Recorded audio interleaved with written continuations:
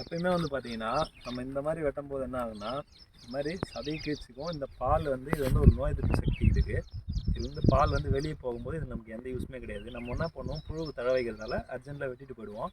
ஆனால் இந்த மாதிரி நம்ம விடவே கூடாது.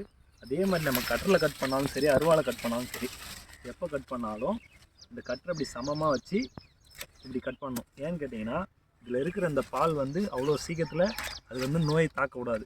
இதில் இருக்கிற பால் வந்து இதிலே நிற்கணும் ஃபுல்லாக சுற்றி. நம்ம என்ன பண்ணுவோம், இப்படி தான் இந்த மாதிரி கிராஸில் கட் பண்ணிவிட்டு அர்ஜென்ட்டில் இப்படி கிராஸில் கட் பண்ணிட்டு போயிடுவோம். போகும்போது என்ன பண்ணோம், இதுலேருந்து இந்த பால் வந்து பார்த்திங்கன்னா இதில் வெளியே வந்துடும். வெளியே வந்துச்சுன்னா சீக்கிரமாக இதில் வந்து நோய் அஃபெக்ட் ஆகும். அதனால் நம்ம என்ன பண்ணலாம், நம்ம அர்ஜென்ட்டுக்கு வெட்டிட்டு போய்டும், தழை ஃபஸ்ட்டு வெட்டி போய் புழுக்கு வச்சுட்டோமா, அதுக்கப்புறம் வந்து ஃபுல்லாகவே இதை ஹார்வெஸ்டிங் பண்ணணும்.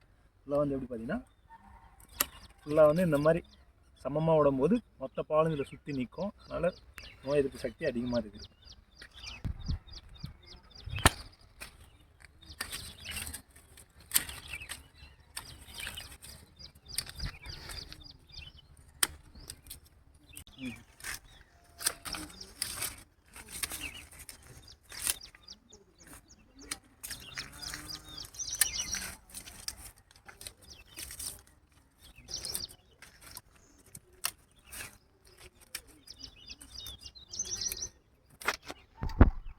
இந்த மாதிரி நம்ம க்ளீனாக விடும்போது என்ன ஆகும்னா, அடுத்த கட்டிங்க்கு வந்து நம்ம தழையும் ஃப்ரெஷ்ஷாக இருக்கும். அதற்கு எந்த நோயும் அவ்வளோ சீக்கிரத்தில் வராது.